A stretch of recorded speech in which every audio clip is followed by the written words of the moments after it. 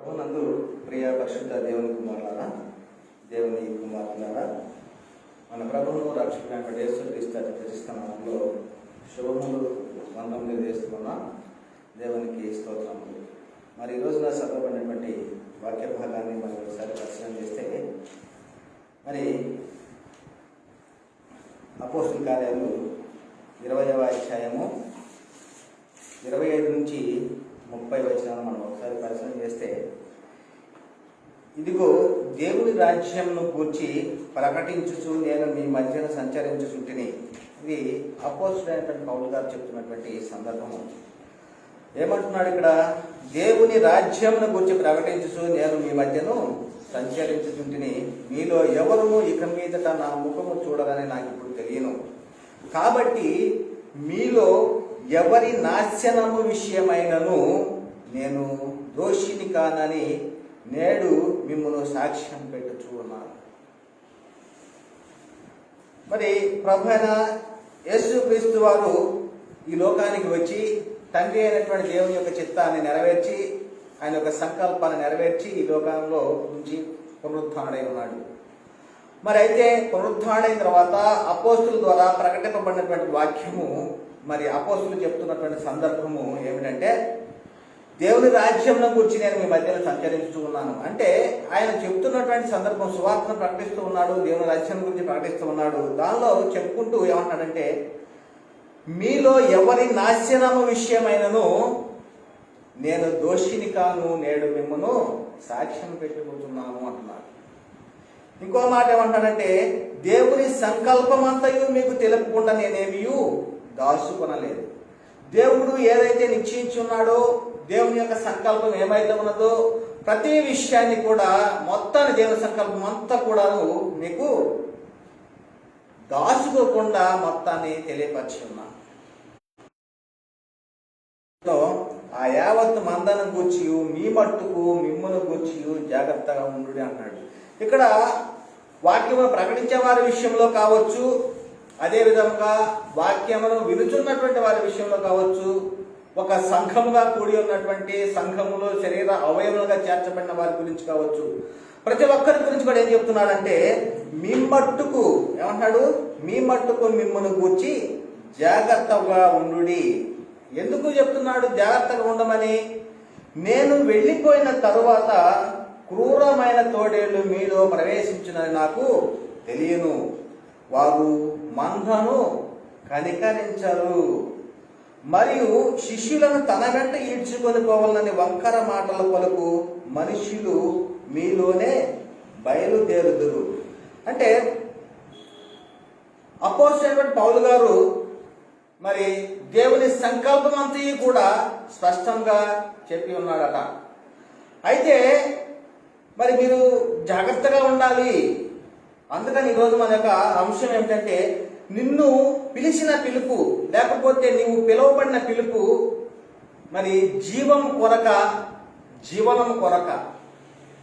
ఈరోజు మన అంశం ఏమిటంటే, నిన్ను పిలువబడినటువంటి పిలుపు జీవం కొరక, జీవనం కొరక అనేటువంటి విషయాన్ని మనం ఈరోజు నేర్చుకుందాం. ఎందుకు ఈ విషయాలు చెప్తున్నానంటే, ప్రాముఖ్యంగా చెప్పవలసినది దేవుని సంకల్పం అంతయు కూడా మరి చెప్పి ఉన్నాడంట. మీ నాశనానికి మీరే ఏమంటున్నాడు? ఉత్తరవాదులు. మీ నాశనం విషయమై నేను దోషిని కాను అంటున్నాడు అపోస్తలుడైన పౌలు గారు. ఎందుకంటే ఆయన దేవుని గురించి, దేవుని సంకల్పం గురించి, ఆయన యొక్క ప్రణాళికల గురించి సమస్తాన్ని కూడా చెప్పి ఉన్నాడు, తెలియజేసి ఉన్నాడు. మరి తెలియజేసి ఉన్నప్పుడు మరి ఏమన్నాడు? దేవుడు తన స్వరక్తం నుంచి సంపాదించిన తన సంఘమును కాయటకు పరిశుద్ధాత్మ మిమ్మును దేని యందు అధ్యక్షులుగా ఉంచెనో, అక్కడ చెబుతున్నాడు స్పష్టంగా, ఆ యావత్తు మందను గూర్చి, ఎవరైతే క్రీస్తుని శిరస్సుగా కలిగి క్రీస్తుని ధరించుకొని సంఘంలో చేర్చబడి ఉంటారో ఆ యావత్తు మందను గూర్చి మిమ్మల్ని గూర్చి కూడా జాగ్రత్తగా ఉండాలి. ఎందుకు చెప్తూ ఉన్నాడు జాగ్రత్తగా ఉండండి అని అంటే, నేను వెళ్ళిపోయిన తర్వాత క్రూరమైన తోడేళ్లు మీలో ప్రవేశించునని నాకు తెలియను అంటున్నాడు. ఈయన మరి ఈ శరీరంలో జీవించేంత కాలము 60 సంవత్సరం కావచ్చు, 70 సంవత్సరం కావచ్చు, లేదా అధిక బలం ఉన్న ఎడల 80 సంవత్సరములు. మరి జీవించిన కాలంలో, ఈ శరీరాన్ని ధరించుకున్నటువంటి కాలంలో మరి ఉన్న తర్వాత మరి ఆయన వెళ్ళిపోవచ్చు. వెళ్ళిపోయిన తర్వాత ఏం జరుగుతుంది అంటున్నాడు? క్రూరమైన తోడేళ్ళు అంటున్నాడు. ఏమన్నాడు? క్రూరమైన తోడేళ్ళు మీలో ప్రవేశించిన నాకు తెలియను, వారు మందను కనికరించరు. అంటే ఏమిటి వారి యొక్క ఉద్దేశం అంటే, వారు స్వలాభము కోసం వచ్చేటువంటి వారు, తమ యొక్క స్వనీతిని జరిగించుకునేవారు, దేవుని యొక్క సంకల్పాన్ని, దేవుని యొక్క చిత్తాన్ని జరిగించినటువంటి వారు. అందుకనే ఒక సందర్భంలో మరి ఇక్కడ చెప్తూ ఉన్నాడు, మత్తయి సువార్తలో 7వ అధ్యాయంలో చెప్తున్నాడు, 21వ వచనంలో, ప్రభువా ప్రభువా అని నన్ను పిలుసు ప్రతి వాడును పరలోక రాజ్యంలో ప్రవేశింపడు గాని పరలోకమందున్న నా తండ్రి చిత్త ప్రకారం చేయువాడే ప్రవేశించును. ఆ దినమందు అనేకులు నన్ను చూసి, ప్రభువా ప్రభువా, మేము నీ నామమున ప్రవశింపలేదా? నీ నామమున దయ్యములను వెళ్ళగొట్టలేదా?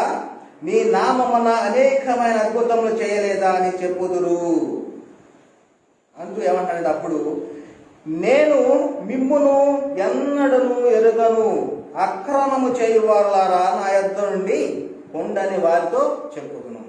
అంటే వీరు కూడా ఏం చేస్తూ ఉన్నారంటే, దేవుని యొక్క పని చేస్తూ ఉన్నారు. వీళ్ళు ఏం చేసేవాళ్ళంట? ఏం చెప్తున్నారంటే వీళ్ళు, ఏం జరిగింది ఇక్కడ? ప్రభువా ప్రభువా నన్ను పిలిచి ప్రతివాడు పరలోక రాజ్యంలో ప్రవేశింపడు కానీ పరలోకమందు నా తండ్రి చిత్త ప్రకారం చేయవాడే ప్రవేశించును అంటున్నాడు. ఆ దినమందు అనేకులు నన్ను చూసి, ప్రభువా ప్రభువా, నేను నీ నామమున ప్రవచింపలేదా? అంటే ఈ రోజున చూసినట్లయితే జీవనం కోసము మరి అనేక మంది క్రూరమైనటువంటి తోడేళ్ల యొక్క స్వభావాన్ని ధరించుకొని, గొర్రెల యొక్క చర్మముతోటి తోడేళ్ల స్వభావంగా ప్రవేశించి ఉన్నారు. మరి అయితే ఏం జరుగుతుంది ఇక్కడ అంటే, వాళ్ళు కూడా ఏం చేస్తారంటే, నీ నామమున ప్రవశింపలేదా? నీ నామమున దయ్యములను వెళ్ళగొట్టలేదా? నీ నామమున అనేకములను అద్భుతములు చేయలేదా? అంటే వీళ్ళెవరు అంటే, సంఘములోనికి చేర్చబడి మరి చెబుతున్నటువంటి బోధకులై ఉన్నారు. మరి పౌలు గారు ఎందుకు చెప్తున్నాడు? నేను వెళ్ళిపోయిన తర్వాత క్రూరమైన తోడేళ్లు మీలోకి ప్రవేశిస్తారు, వారు మందను కనికరించరు. అంటే వీరు చేస్తున్నటువంటి పని ఏమిటి అంటే, వారు చేస్తున్నటువంటిది జీవనము కొరకు చేసేటువంటి పని. ఈ లోకంలో ఈ 60 సంవత్సరములు, 70 సంవత్సరములు, లేక 80 సంవత్సరాలు జీవించడం కోసము వారు దేవుని నీతిని జరిగించకుండా తమ యొక్క స్వనీతిని జరిగించుకుంటూ, తమ యొక్క లాభాన్ని ఆపేక్షించుకుంటూ చేస్తున్నటువంటి వారుగా చూస్తున్నారు. అందుకని అంటున్నాడు, ప్రభువా ప్రభువా అని పిలిచి ప్రతివాడు కూడా పరలోక రాజ్యంలో ప్రవేశింపలేడు. అయితే ఏమంటున్నాడు ఇక్కడ? ఎప్పటికీ మేము ఎరుగను అంటున్నాడు. గమనించండి పిల్లరా, మరి ఈ దినములలో జరుగుతున్నటువంటి విషయం మనం గమనించినట్లయితే, మరి ఎలాంటి క్రియలతోటి దేవుని గణపరుస్తూ ఉన్నారు, ఏ విధంగా దేవుని మహిమపరుస్తున్నారు. అపోస్తులు కానీ మరి చెప్తూ ఉన్నాడు కదా, ఏమంటున్నాడు?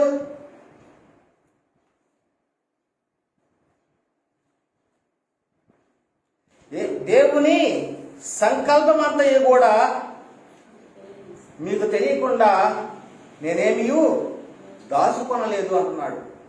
అంటే దేవుని యొక్క సంకల్పము, దేవుని యొక్క చిత్తము, దేవుని యొక్క ప్రణాళిక సమస్తాన్ని కూడా చెప్పబడింది సంఘానికి.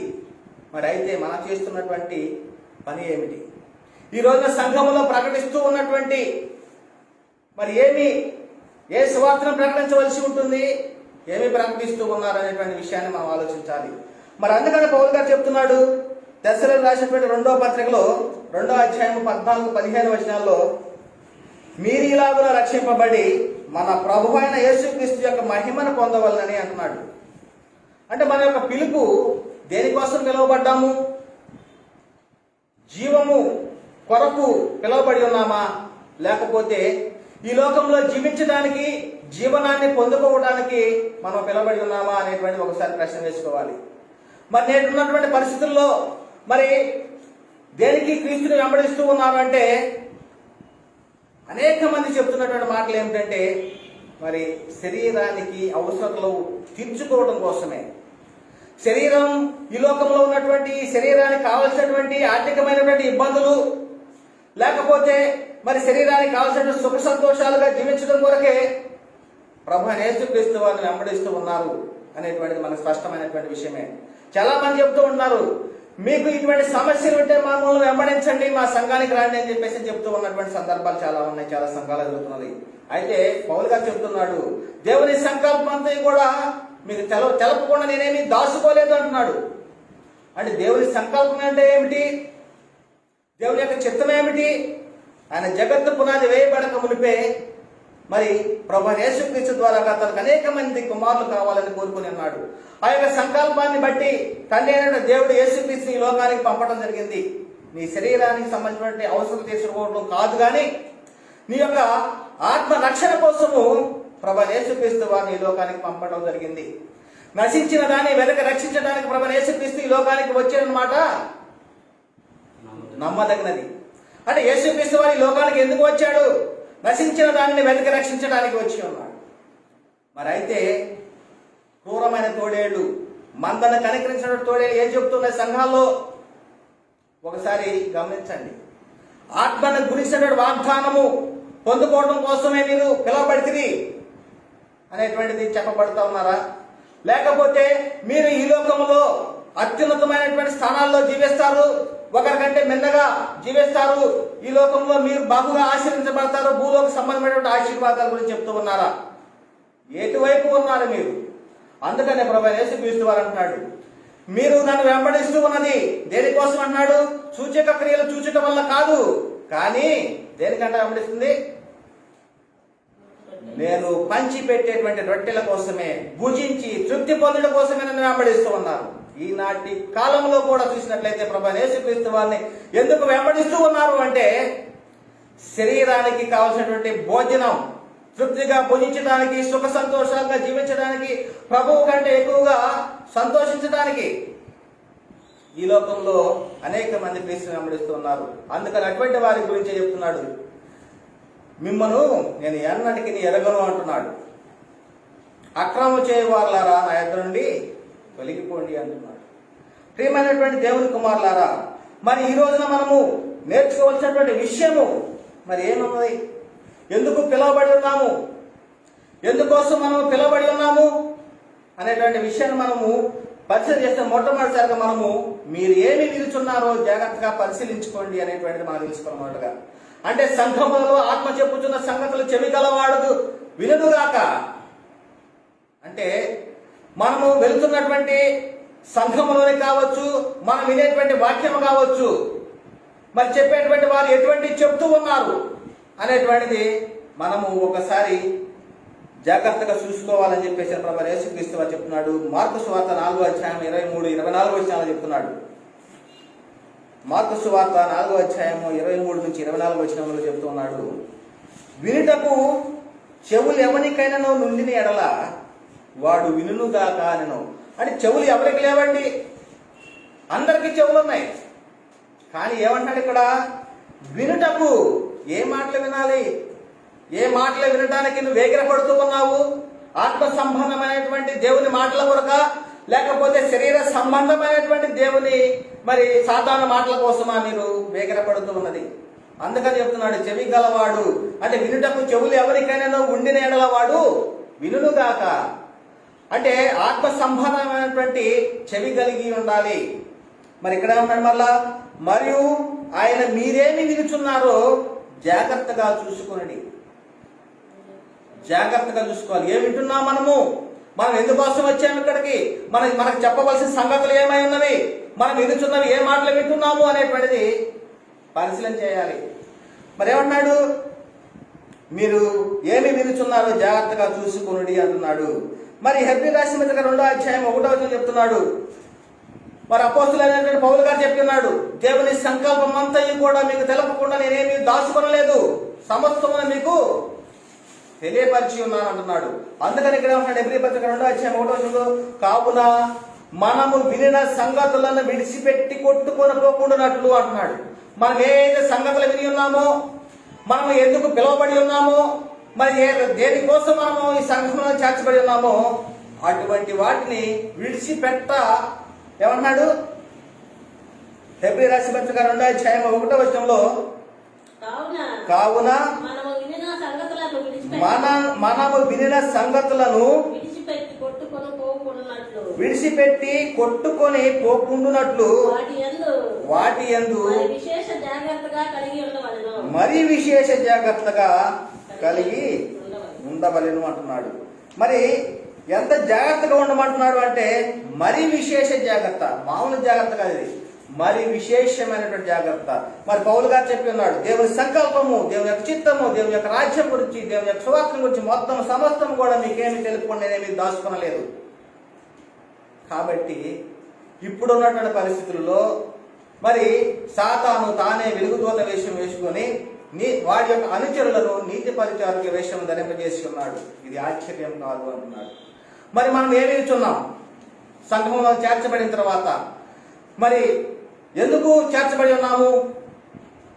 ఎందుకు చేర్చబడి ఉన్నాము అంటే దేవుడు మనకు నిత్య జీవం ఇస్తున్న వాగ్దానం మనకు అనుగ్రహించి ఉన్నాడు. ఆ నిత్య జీవాన్ని పొందుకోవటానికి, అదే విధంగా ఆత్మను గురించిన వాగ్దానాన్ని పొందుకోవటానికి, మరి ఆత్మను పరిశుద్ధముగా ఉంచుకోవడం కోసం మనం సంఘములోనికి చేర్చబడి ఉన్నాము. మనము ఇటువంటి ఆత్మ సంబంధమైన సంగతులు వినడానికే మనం వేగరపడవలసి ఉన్నది. అందుకని అన్నాడు, స్థిరమైనటువంటి ప్రవచన వాక్యం మనకు ఉన్నది అంటున్నాడు. మనకు అపోస్తులు, ప్రవక్తలు ఏదైతే ప్రకటించి ఉన్నారో ఆ ప్రకటించినటువంటి వాక్యాన్ని మనం అనుసరించాలి. మరి అందుకని పౌలు గారు చెప్పి ఉన్నాడుగా, దేవుని సంకల్పం దాచుకోకుండా మీకు సమస్తం చెప్పి ఉన్నాను అంటున్నాడు. మరి అటువంటిది ఏమంటున్నాడు? స్థిరమైనటువంటి ప్రవచన వాక్యం మనకు ఉన్నది. ఆ వాక్యంతో మనము అనుసరించాలి. ఆ వాక్యాన్ని మనము దానిలోనే జీవించవలసిన అవసరం ఉన్నది. 2 పేతురు 1:9 చెప్తున్నాడు, మరియు ఇంతకంటే స్థిరమైన ప్రవచన వాక్యం మనకున్నది. తెల్లవారి వేకు చుక్క మీ హృదయంలో ఉదయించే వరకు ఆ వాక్యము చీకటి గల చోటున వెలిగించు దీపమైనట్టున్నది. దాని యందు మీరు లక్ష్యం ఉంచిన ఎడల మీకు మేలు. అంటే మనకు ఒక స్థిరమైనటువంటి ప్రవచన వాక్యం ఉన్నది. అంటే అపోస్తులు, ప్రవక్తలు ఏదైతే పునాది వేసి ఉన్నారో ఆ పునాది మీద మనము కట్టబడాలి. అటువంటి స్థిరమైనటువంటి పునాది, స్థిరమైనటువంటి వాక్యము, స్థిరమైన ప్రవచన వాక్యము మనకున్నది. కాబట్టి ప్రియులారా, మనము జాగ్రత్తగా వినేటువంటి వాక్యము, మరి వారు ఏం చెప్తున్నారు? అందుకని అంటున్నాడు, బెరయ విశ్వాసులు తెస్సలోనిక వారి కంటే ధనులై ఉన్నారంట. అంటే వారు అనుదినము లేఖనాలు అలా ఉన్నాయో లేవో పరిశీలించు మరి వాక్యం విని అంగీకరించేవాడట. మరి ఇప్పుడున్నటువంటి పరిస్థితుల్లో మరి గమనించినట్లయితే మనకంత సమయం లేదు. బైబిల్ తీసుకుని వెళ్తున్నాము, అక్కడ ఏదో చెప్పేస్తున్నారు, వినేస్తున్నాము, ఇంటికి వచ్చేస్తున్నాము, మరి మళ్ళీ లోకపరమైన పనుల్లోనే మునిగిపోతూ ఉన్నాము. కానీ అక్కడ చెప్పబడినటువంటి సంగతులు మరి దేవునికి సంబంధించినవా లేకపోతే సాతానుకు సంబంధించిన వాక్యాలు చెప్పి ఉన్నారా? ఇవి లేఖనాల్లో ఉన్నాయా, లేఖనాలలో లేవా?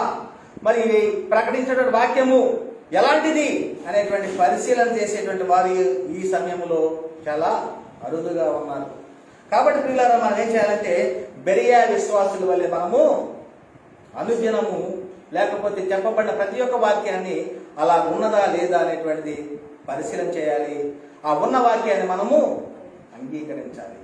కాబట్టి మరి ఇక్కడ చెప్తున్నాడు హెబ్రీ రాసిన పత్రిక 4:2 వారికి ప్రకటింపబడినట్లు మనకును సువార్త ప్రకటింపబడేను అంటున్నాడు. అయితే ఏమైందంట? కానీ వారు వినిన వారితో విశ్వాసము గలవారై కలిసి ఉండలేదు కనుక విన్న వాక్యము వారికి నిష్ప్రయోజనమాయను అంటున్నాడు. అంటే చాలా మందిలో మరి వినగలిగినటువంటి చెవులు ఉన్నటువంటి వారికి వాక్యం ఏం చేస్తుంది? వారికి వాక్యము విశ్వాసాన్ని మీలో వాక్యమే కార్యసిద్ధి కలగజేస్తుంది అంటాడు.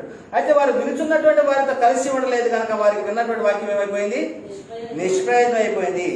మరి ఈ వాక్యము మరి ఎలాంటిది అంటున్నాడంటే 2 అంచులు కలిగినటువంటి ఖడ్గము వంటిది ఈ వాక్యము. మరి హెబ్రీ రాసిన పత్రిక 4:12 ఎందుకనగా దేవుని వాక్యము సజీవమై బలము గలదై 2 అంచులు గల ఎటువంటి ఖడ్గము కంటేను వాడిగా ఉండి ప్రాణాత్మలను కీళ్లను మూలుగును విభజించినంత మట్టుకు నువ్వు దూరుచు హృదయం యొక్క తలంపులను ఆలోచనలను శోధించుచున్నది. అంటే మనం వినుచున్నటువంటి వాక్యములో మరి ఉన్నటువంటి శక్తి అలాంటిది. మరి మనం ఏమి వింటున్నాం? దేనికోసము మనము మరి క్రీస్తుని వెంబడిస్తూ ఉన్నాము? శరీర సంబంధమైనటువంటి అవసరతల కోసమే మనము సంఘాలకు కానీ క్రీస్తుని వెంబడిస్తూ ఉన్నామా? లేకపోతే ఆత్మ సంబంధమైనటువంటి వాటిని తెలుసుకోవడం కోసం మనము క్రీస్తుని వెంబడిస్తున్నాం అనేటువంటి ఒకసారి పరిశీలన చేసుకోవాలి. అందుకనే మరి భయపడుతూ ఉన్నాడంట పౌలు గారు. 2వ కొరింథీయులకు రాసినటువంటి పత్రిక 11వ అధ్యాయంలో చెప్తూ ఉన్నాడు 3-4 వచనాల్లో, సర్పము తన కుయుక్తి చేత అవ్వను మోసపరిచినట్లు మీ మనసులను చెరపబడి క్రీస్తు ఎడలున్న సరళత నుండి పవిత్రత నుండి ఎట్లైనా తొలగిపోవునేమో అని భయపడుచూ ఉన్నాము. అంటే ప్రారంభంలో ఏం జరిగినది? దేవునితో సహవాసాన్ని కలిగి ఉన్నటువంటి వారు, దేవునితోటి కలిసి తిరిగేటువంటి వారు, దేవుని యొక్క మహిమలో ఉన్నటువంటి వారు ఏమైపోయి ఉన్నారు అంటే సర్పము యుక్తి చేత అవ్వను మోసపరిచేసిందట. అలాగనే మనలను కూడా, అంటే క్రీస్తుని శిరస్సుగా కలిగినటువంటి వారమైనటువంటి మనలను కూడా మోసపరుస్తారేమో, జాగ్రత్తగా ఉండండి. ఎట్లైనా ఏమన్నాడు?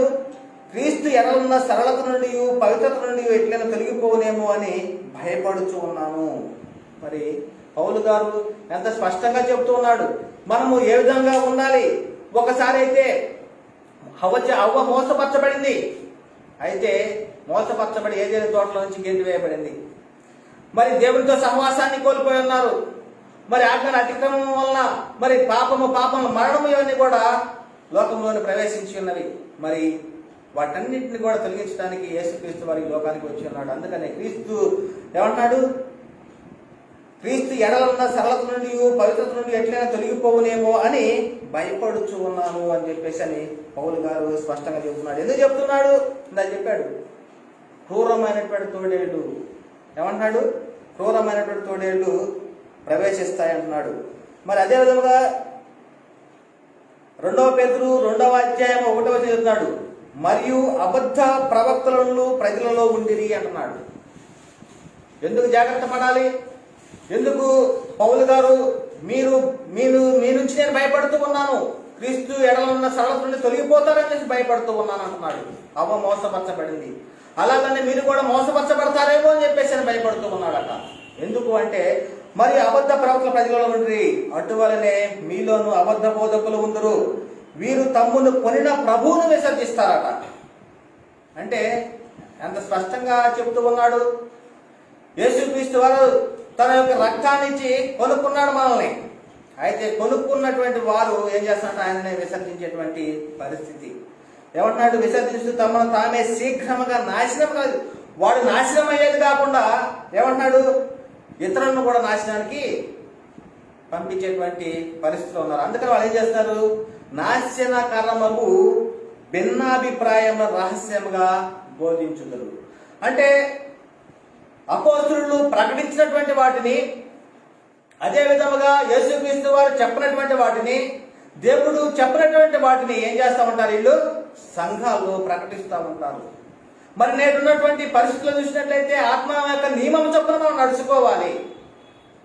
అపోస్తలులు ప్రవక్త పునాది మీద మనం కట్టబడి ఉండాలి. అలాగా కాకుండా మరి ఒకప్పుడు మరి ఆదాముని అవ్వను ఏ విధంగా మోసపరచబడి ఉన్నది సాతాను చేత అంటే మీరు దేవతల వలె ఉంటారు అన్నాడు. అంటే వాడికి ఏం చూపించున్నారు? వారికి శరీరాశ, నేత్రాశ, జీవోత్తమం చూపించున్నారు.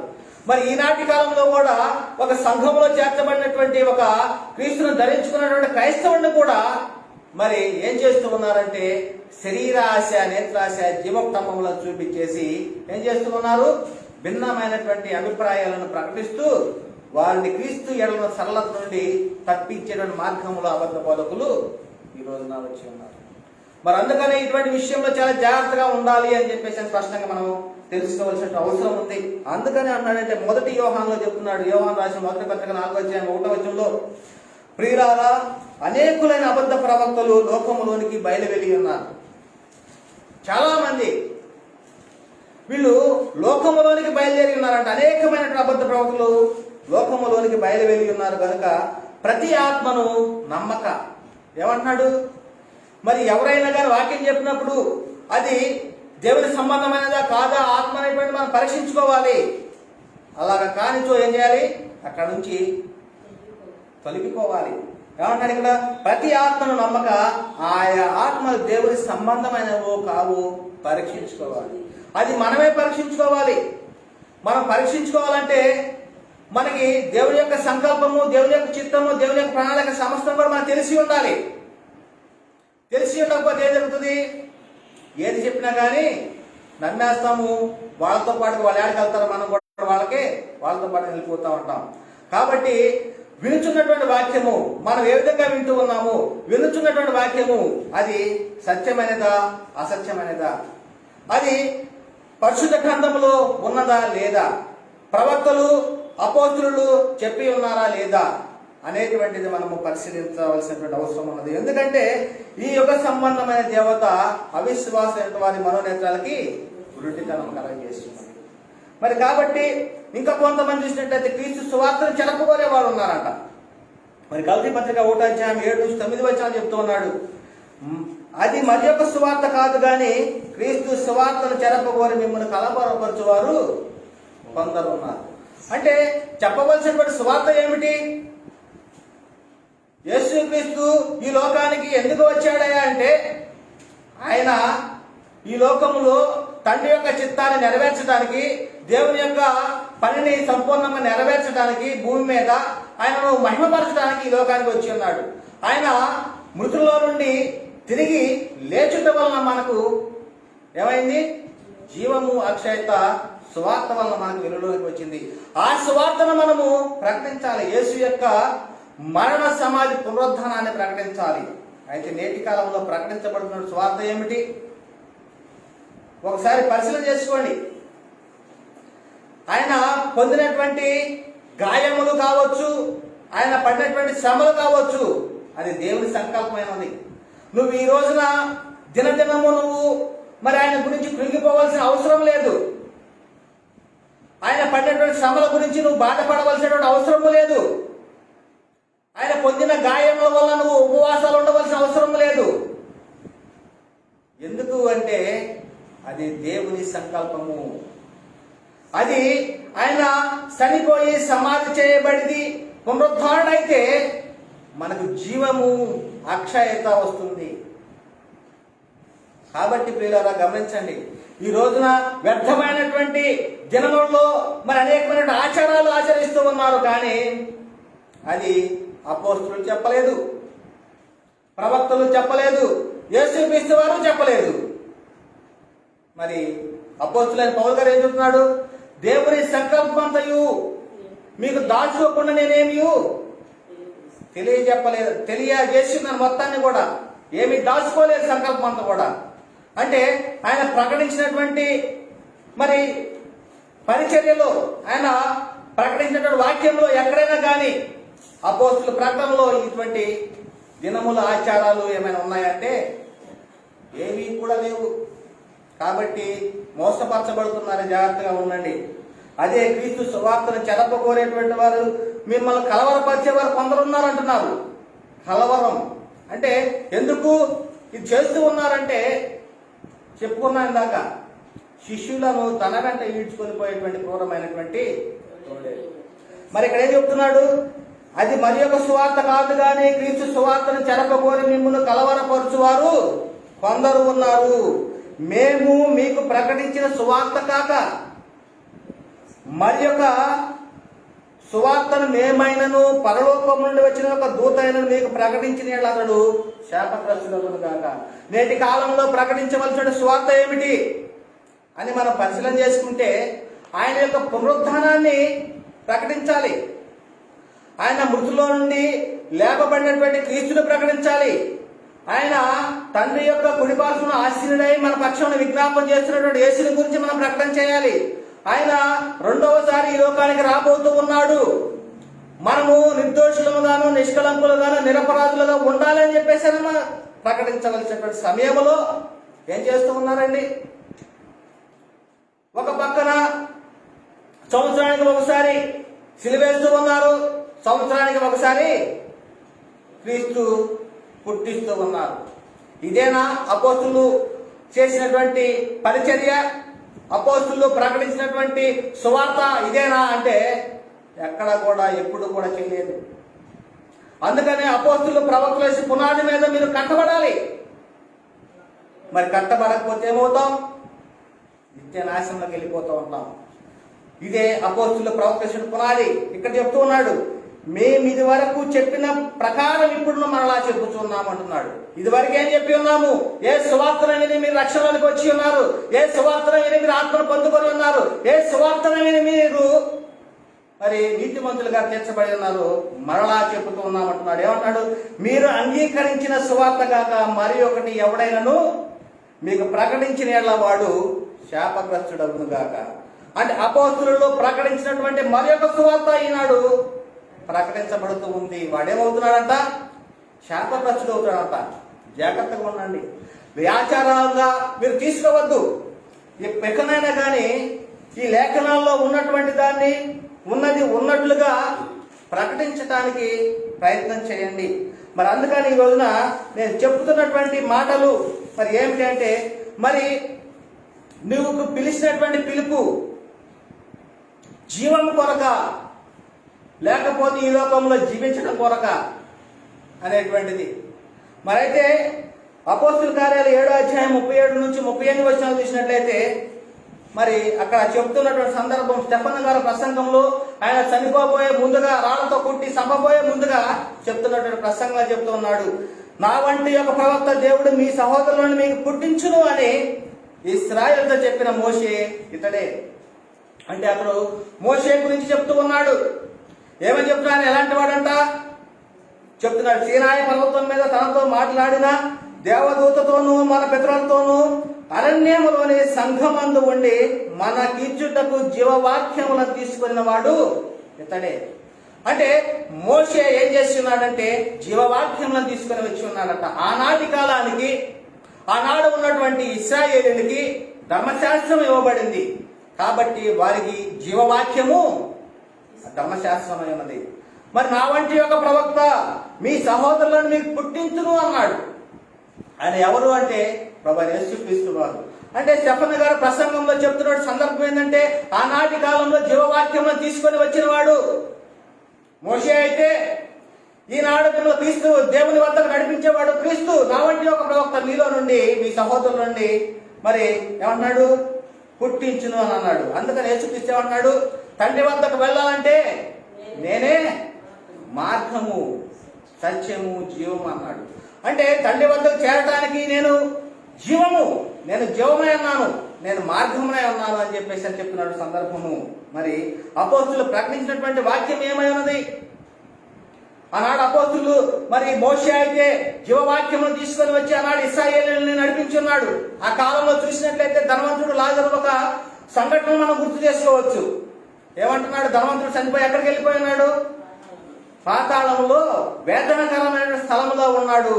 అగ్నిలో, అగ్ని జ్వాలలో యాతన పడుతూ ఉన్నాడు. మరి అక్కడ ఉన్నటువంటి లాజరు ఏమై ఉన్నాడు? అబ్రహాము రొమ్మును ఆనుకొని ఉన్నాడు. మరి ఆనాడు జీవవాక్యము, ధర్మశాస్త్రము మరి అక్కడ అబ్రహాం ఏం చెప్తూ ఉన్నాడు? అక్కడ మోషేయు ప్రవక్తలు ఉన్నారు, వారి మాటల వినియర్ల వాడు రక్షింపబడతారు. అంటే నాకు ఒక 5 సహోదరులు ఉన్నారు, ఈ మృతిలో నుండి ఈయనని పంపించు అని చెప్పేసి అన్న సందర్భంలో అక్కడ మోషే ఉన్నాడు, ప్రవక్తలు ఉన్నారు, వారి మాటలు వింటే రక్షించబడతారు. అంటే ఆనాటి కాలంలో జీవవాక్యము ఏమైనదంటే మోషే ధర్మశాస్త్రము. మరి ఈనాటి కాలంలో మనకేమైనది అంటే యేసుక్రీస్తు అన్నాడు. అంటే ఏమంటున్నాడు? మోషే ద్వారా ధర్మశాస్త్రం అనుగ్రహింపబడేను, కృపయు సత్యము యేసుక్రీస్తు ద్వారాగా అనుగ్రహింపబడను. అంటే మోషే ధర్మశాస్త్రం కలిగినటువంటి ఇశ్రాయేలీయులకి ఇది జీవవాక్యం ఏమైనదంటే ధర్మశాస్త్రం అయితే మనకు యేసుక్రీస్తు జీవమై ఉన్నాడు. ఇది మనం స్పష్టంగా తెలుసుకోవాలి. మరి అయితే ఏమన్నాడు? అపోస్తులైనటువంటి యోహాను గారు చెప్తూ ఉన్నాడు. మొదటి యోహాను రాసినటువంటి పత్రిక 1వ అధ్యాయం 1 నుంచి 2 వచనాల్లో జీవవాక్యమును గూర్చినది ఆది నుండి ఏది ఉండెను?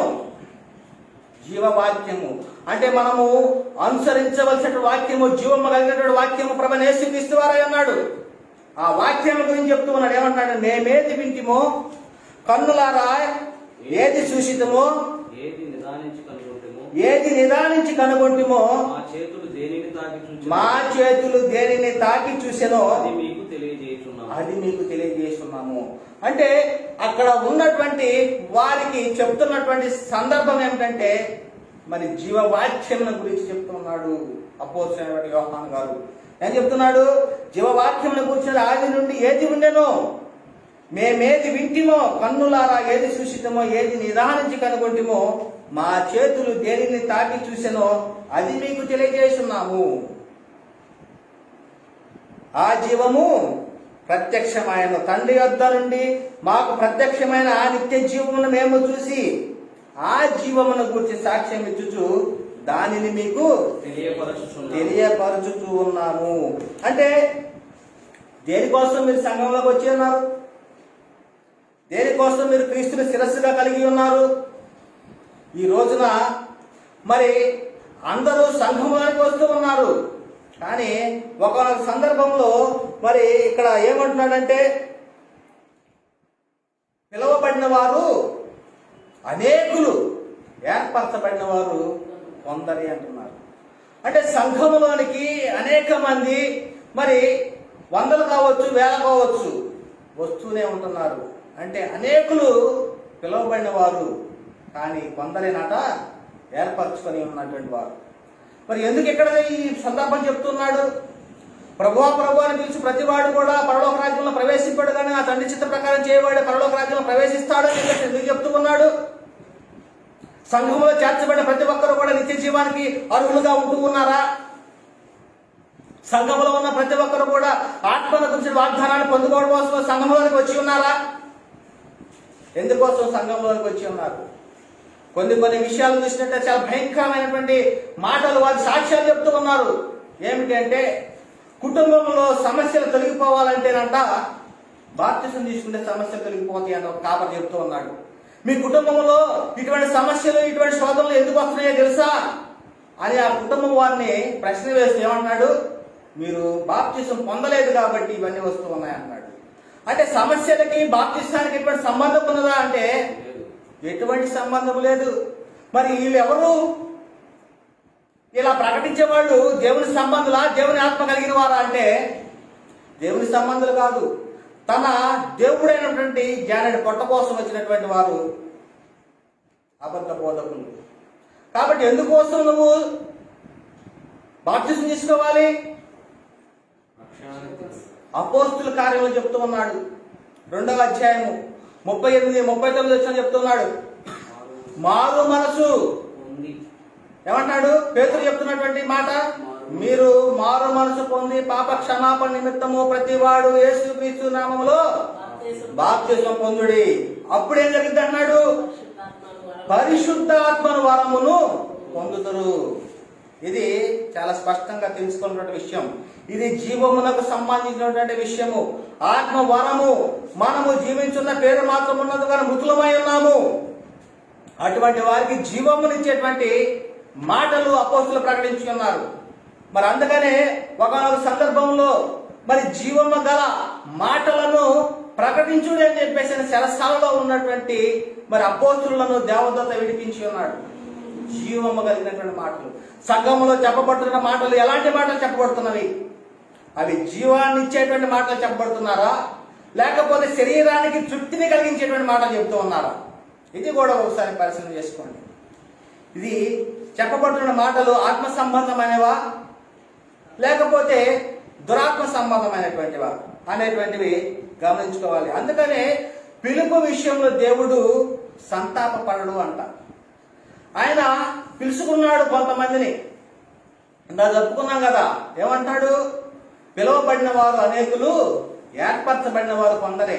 అంటే పిలువబడిన వారు, ఆయనకంటే పిలువబడిన వారు ఉన్నారు, ఆయన యొక్క స్వాస్థ్యము ఉన్నారు, ఆయన యొక్క స్వాస్థ్యములో నివసించేటువంటి వారు ఉన్నారు. అయితే ఆయన వారి విషయంలో సంతాపపడడు అంట.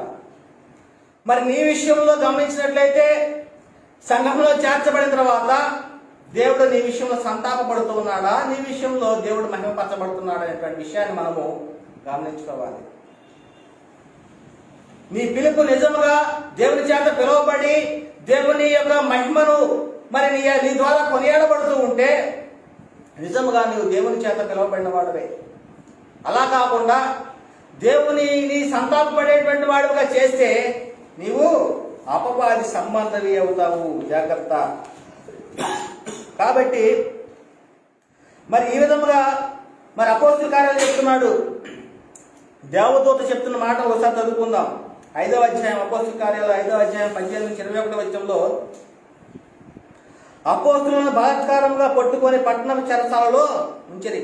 ఆనాడు అపోస్తలులకు వాక్యాన్ని ప్రకటిస్తూ ఉంటే నాటి ఇశ్రాయేలు వారు మరి అపోస్తలులను మరి చెరసాలలో వేసేటువంటి వారు, అదేవిధంగా వాళ్ళని హింసించేటువంటి వారు ఆనాటి పరిచయులు, శాస్త్రులు, సద్దుకాయులు అనేటువంటి వారు ఆనాటి ఇశ్రాయేలీయులు. అయితే ఎందుకు అంటే ఆ సమయంలో ఏం జరిగింది? అయితే 19వ వచనం, ప్రభుదూత రాత్రి వేళ ఆ చెరసాల తలుపులు తీసి వారిని వెలుపలకు తీసుకొని వచ్చి, మీరు వెళ్లి దేవాలయంలో నిలువబడి ఈ జీవమును గూర్చిన మాటలన్నీ ప్రజలతో చెప్పుడని వారితో అనేను. చూడండి, దేవదూత మరి అపోస్తలులు చెరసాల్లో బంధించబడి ఉంటే వారిని బయటకు తీసుకొని వచ్చి ఏ మాటలు చెప్పంటూ ఉన్నారు? జీవమును గూర్చిన మాటలనే సంఘాల్లో ప్రకటించాలి. ఒక ఆత్మ రక్షించబడాలి అంటే, ఒక ఆత్మ జీవమును పొందుకోవాలి అంటే ఏమి ప్రకటించాలి?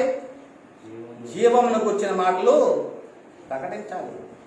నేడున్నటువంటి మీ సంఘాల్లో కావచ్చు, చూస్తున్నటువంటి ప్రతి ఒక్కరూ సంఘంలో ఉన్నటువంటి వారు కావచ్చు, సంఘంలో సేవకులు కావచ్చు, లేకపోతే సంఘంలో వాక్యం వినుచున్న వారు కావచ్చు. అయితే మీకు చెప్పబడుతున్నటువంటి మాటలు, మీరు వినుచున్నటువంటి మాటలు జీవము గల దేవుని మాటలే వింటూ ఉన్నారా? జీవము గల దేవుని మాటలనే ప్రకటిస్తూ ఉన్నారా అనేటువంటిది ఒకసారి పరిశీలన చేసుకోండి. మరి అందుకనే ఒక క్రైస్తవుడు ఎలా ఉంటున్నాడు?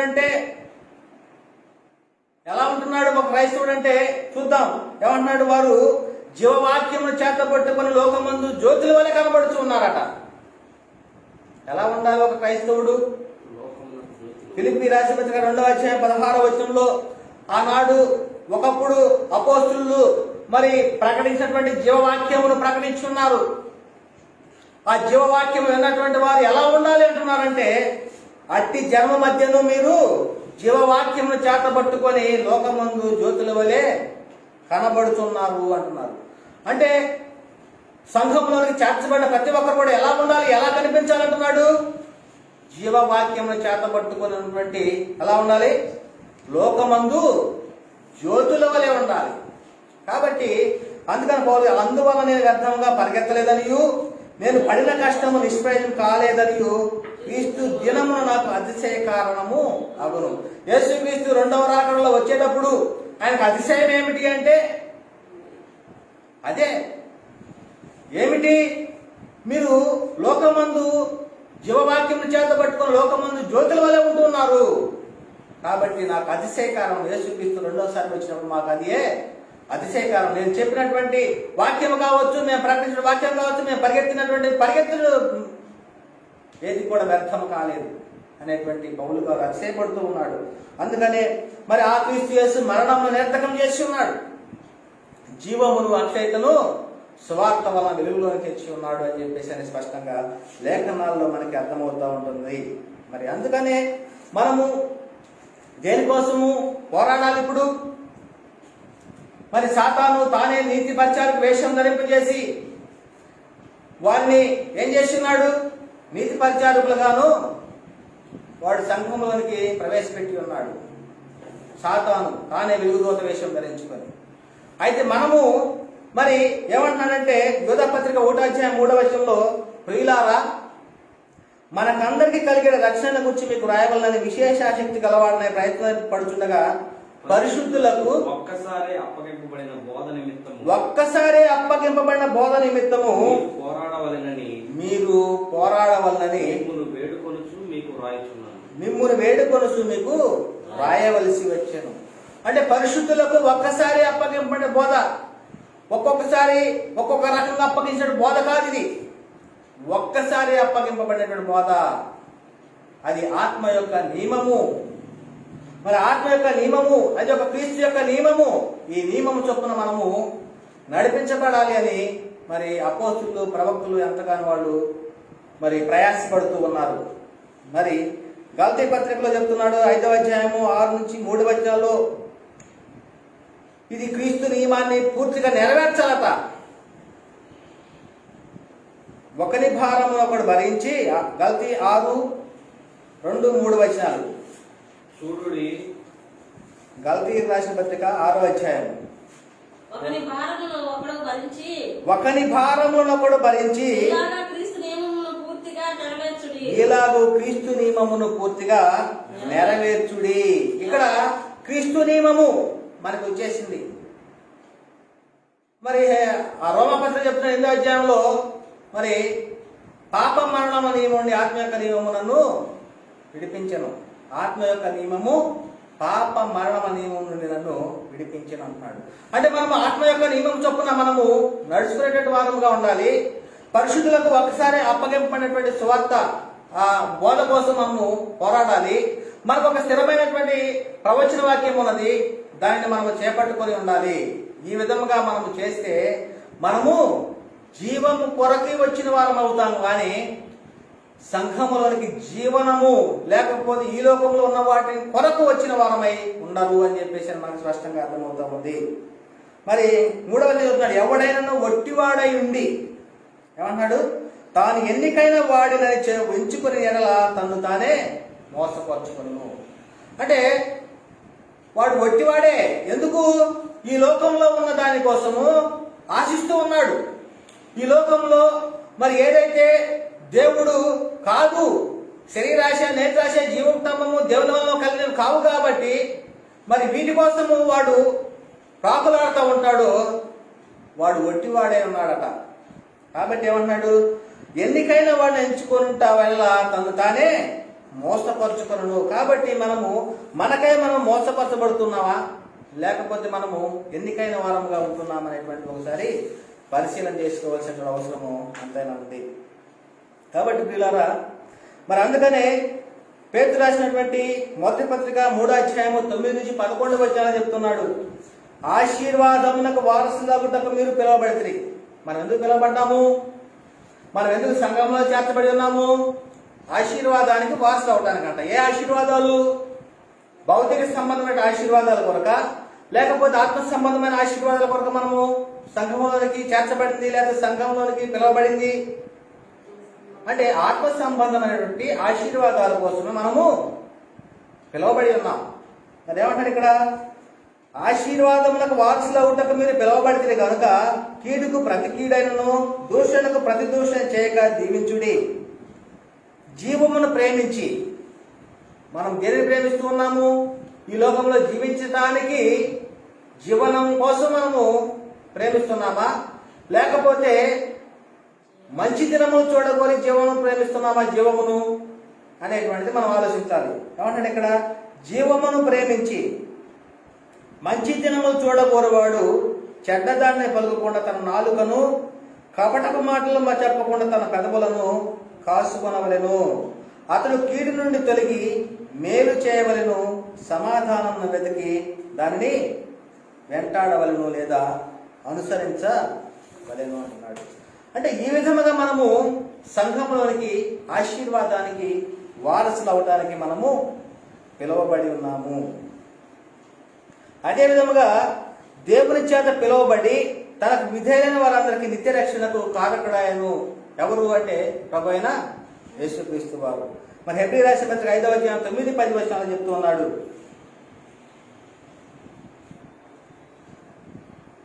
మరియు ఆయన సంపూర్ణ స్థితి పొందిన వాడై మెల్కీసెదెకు యొక్క క్రమంలో చేరిన ప్రధాన యాజకుడని దేవుని చేత పిలువబడి, ప్రభు యేసుక్రీస్తు వారు కూడా పిలువబడి ఉన్నాడు దేవుని చేత.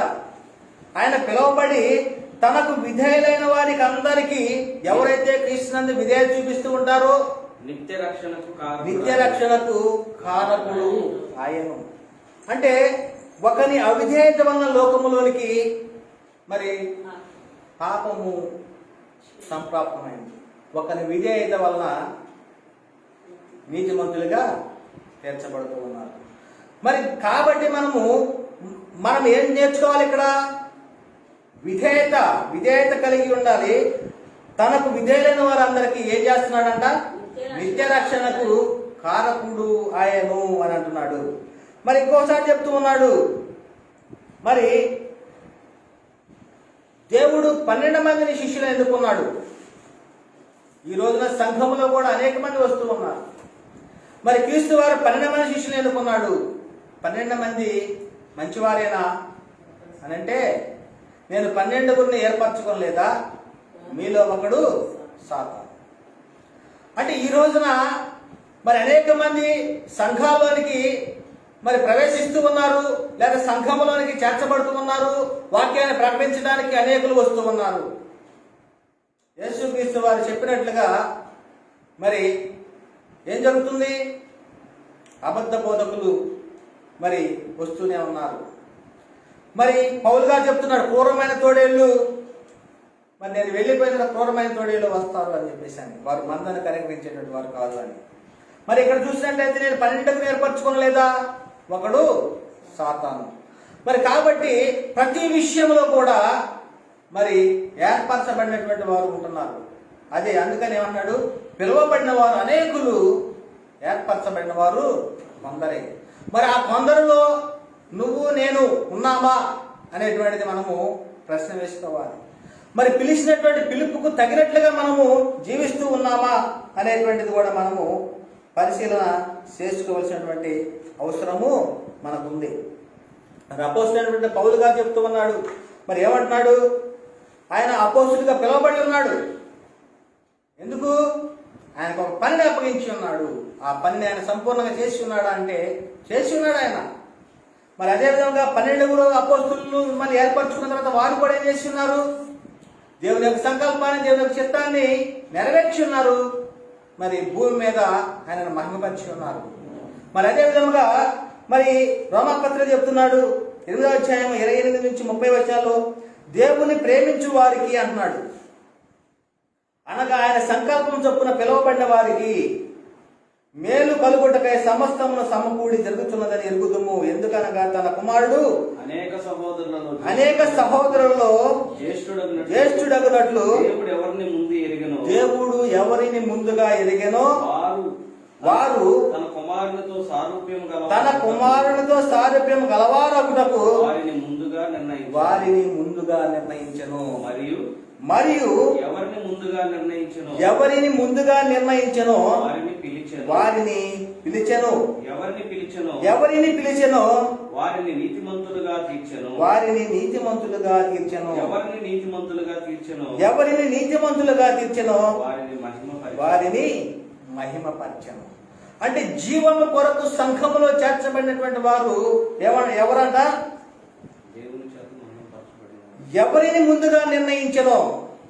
నిజముగా గమనించినట్లయితే ఆత్మ సంబంధముగా మరి సంఘంలో చేర్చబడి ఆత్మ సంబంధమైనటువంటి మేలుల కోసము, ఆత్మ సంబంధమైనటువంటి ఈవుల కోసము, మరి కనిపించని వాటి కోసము ఎదురు చూసేటువంటి వాడే మరి విశ్వాసము కలిగినటువంటి వారు.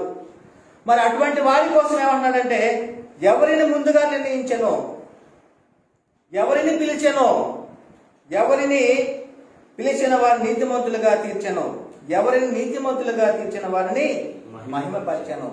మరి ఈ రోజున ఈ విషయంలో మనం గమనించినట్లయితే మరి ఈ యొక్క వాక్యానికి మనము సరిపోతామా? ఈ వాక్య ప్రకారంగా మనము మరి దేవుని చేత ఆది నుండి మనలను మరి ఎంపిక చేయబడిన వారమేనా అనేటువంటిది కూడా మనం ప్రశ్నించుకోవాలి. ఎందుకోసము? జీవము గల దేవుని మాటలు వింటున్నారా? జీవము గల వాక్యము సంఘములో ప్రకటింపబడుతూ ఉన్నదా? అపోస్తులు ప్రవక్తలు వేసిన పునాది సంఘము ఉన్నదా? మరి పరిశుద్ధులకు ఒక్కసారి అప్పగింపబడిన బోధ నిమిత్తము మరి పోరాడుతూ ఉన్నారా? మరి దినములు మాసములను బట్టి మీరు ప్రవర్తిస్తూ ఉన్నారనేటువంటి కూడా విషయాలు కూడా మనము పరిశీలించుకోవాల్సిన విషయం ఉంది. అందుకని అంటున్నాడు, ఎందుకనగా తన కుమారుడు అనేక సహోదరులు చేర్చుదగినట్లు అంటున్నాడు. దేవుడు ఎవరిని ముందుగా నిర్ణయించెనో వారు తన కుమారుడు సారూప్యం గలవారొకటకు వారిని ముందుగా నిర్ణయించెను. మరి ఎవరిని ముందుగా నిర్ణయించిన వారిని పిలిచెనో, ఎవరిని పిలిచిన వారిని నీతిమంతులుగా తీర్చెనో, ఎవరిని నీతిమంతులుగా తీర్చిన వారిని మహిమపరిచెను అంటున్నాడు. కాబట్టి ఆల్రెడీ ఎవరైతే దేవుని యొక్క సంకల్పంలో ఉన్నారో వారు పిలువబడి ఉన్నారు, వారు నీతిమంతులుగా తీర్చబడి ఉన్నారు. ఎందుకంటే వారు దేవుని పిలిచిన పిలుపుకు తగినట్టుగా జీవిస్తూ ఉన్నారు అంట. మరి కొరింథీయులకు రాసినటువంటి మొదటి పత్రిక 1వ అధ్యాయము 26 నుంచి 28 వచనాలు చూసినట్లయితే, సహోదరులారా, కొరింథీయులకు రాసినటువంటి మొదటి పత్రిక 1వ అధ్యాయము 26 నుంచి 28 వచనాలు. సహోదరులారా, మిమ్మును పిలిచిన పిలుపును చూడు. అంటే పిలుపు అంటే స్పష్టంగా సువార్త వల్ల మనం పిలువబడ్డాం అనేది గ్రహించుకోవాలి. మొదటగా మీలో లోకరీతిని జ్ఞానులనైనను ఘనులనైనను గొప్ప వంశము వారైనను అనేకులు పిలువబడలేదు గాని ఏ శరీరియు దేవుని ఎదుట అతిశయింపకుండునట్లు జ్ఞానులకు సిగ్గుపరచుటకును లోకములో నుండు వెర్రి వారిని దేవుడు ఏర్పరచుకొని ఉన్నాడు. బలవంతులైన వారిని సిగ్గుపరచుటకు లోకములో బలహీనులైన వారిని దేవుడు ఏర్పరచుకొని ఉన్నాడు. అంటే శరీరాన్ని బట్టి గొప్పలు చెప్పుకునేటువంటి వారు ఉన్నారా అంటే ఈ లోకంలో ఉన్నారు. ఇక్కడ ఏమంటున్నాడు, ఏ శరీరము దేవుని ఎదుట అతిశయింపకుండునట్లు అంటున్నాడు. అంటే నాది ఫలానా కులము, నాది ఫలానా వంశం అనేటువంటి వారు ఈరోజు సంఘాల్లోకి వచ్చారు. ప్రవేశించేది చెప్తున్నారు, మాకెంత గొప్పదనం ఉంది, వీళ్ళు అతిశయపడుతూ ఉన్నారు. ఇక్కడ ఏమంటున్నాడు, అతిశయపడకుండునట్లు. ఎవరిని ఎన్నుకున్నాడంట? జ్ఞానులను సిగ్గుపరచుటకును లోకములో నుండి వెర్రి వారిని దేవుడు ఏర్పరచుకొని ఉన్నాడు. బలవంతులైన వారిని సిగ్గుపరచుటకు లోకములో బలహీనులైన వారిని దేవుడు ఏర్పరచుకున్నాడు. కాబట్టి మనము పిలిచినటువంటి పిలుపు విషయంలో శరీరాన్ని బట్టి మనము అతిశయింపకూడదు అనేటువంటి విషయాన్ని మనం గ్రహించుకోవాలి. మరి అదే విధంగా మనము ఎలాంటి పిలుపు, ఈ పిలుపు ఎలాంటి పిలుపు, ఆయన పిలిచినటువంటి పిలుపు ఎలాంటిది అంటే అది ఉన్నతమైనటువంటి పిలుపుగా చెప్పబడుతూ ఉన్నది. ఫిలిప్పీ రాసిన పత్రిక 3వ అధ్యాయం 13 నుంచి 14 వచనాల్లో, సహోదరులారా నేను ఇదివరకే పట్టుకొని ఉన్నానని తెలుసుకొనను. అయితే ఒకటి చేయుచున్నాను, వెనక ఉన్నవి మరచి ముందున్న వాటికై వేగిరపడుతూ క్రీస్తు యేసునందు దేవుని ఉన్నతమైన పిలుపునకు కలుగు బహుమానమును పొందవలనని గురి యొద్దకే పరిగెత్తుచున్నాను. అది పౌలు వారికి మాత్రమే కాదు గాని సంఘంలో చేర్చబడిన ప్రతి ఒక్కరికి కూడా అది వర్తిస్తూ ఉంటుంది. ఆయనను పిలిచినటువంటి పిలుపుకు తగినట్లుగా అయితే మనల్ని కూడా పిలిచాడు. మనల్ని పిలిచినటువంటి పిలుపుకు తగినట్లుగా మనం కూడా దేవుని ఉన్నతమైన పిలుపునకు కలుగు బహుమానం పొందవలనని గురి వద్దకే పరిగెత్తాలి అని వాక్యము చెప్పబడతా ఉంది. అయితే ఈ యొక్క పిలుపు విషయంలో చాలా మంది అపోహలు పడుతూ ఉన్నారు. ఏమిటి అంటే, దేవుడు నాకు దర్శనంలో చూపించాడు, నన్ను దేవుడు దర్శనంలో కలలో పిలిచాడు. అంటే ఈ పిలుపు దర్శనం ద్వారా కానీ కళల ద్వారా కానీ మాకు పిలిచాడు, పలానా ప్రాంతంలో సువార్త చేయండి అని చెప్పి ఉన్నారు అనేటువంటిది చాలా మంది సాక్ష్యాలు చెప్తూ ఉన్నారు. మాకు ఒక దర్శనం ఉంది, నీకు దర్శనం ఉందా సహోదరుడా అని ప్రశ్నలు వేస్తూ ఉన్నారు. మరి దేవుడు మాకు చెప్పాడు, మాతో మాట్లాడి ఉన్నాడు, సువార్త చేయమని నీకు చెప్పారా అనేటువంటి విషయాలు చాలా మంది చెప్తూ ఉన్నారు నేటి కాలంలో. మరి అయితే ఈ పిలుపు అనేటువంటి విషయంలో అవగాహన లేనటువంటి వారు వాస్తవాన్ని చూసినటువంటి వాళ్ళు దేవుని సంకల్పంలో ఉన్నటువంటి వారు కాదు అలా చెప్పేటువంటి వారు. వారిని అజ్ఞానులుగా అని పిలవచ్చు. అంటే వాస్తవానికి పిలుపు అంటే ఏమిటి? సువార్త వలన మిమ్మును పిలిచాను. ఎందుకు పిలిచాడు? ఆయన యొక్క గుణాతిశయములను ప్రచురం చేయటానికి. ఇది తెలియలేదు పాపం వాళ్ళకి. మరి సువార్త వలన మనం పిలిచాడు. మన ఆత్మకి స్వార్థానం మనం పొందుకోవడానికి, జీవాన్ని పొందుకోవడం కోసం ఆయన మనల్ని పిలిచాడు. కాబట్టి ఆయన యొక్క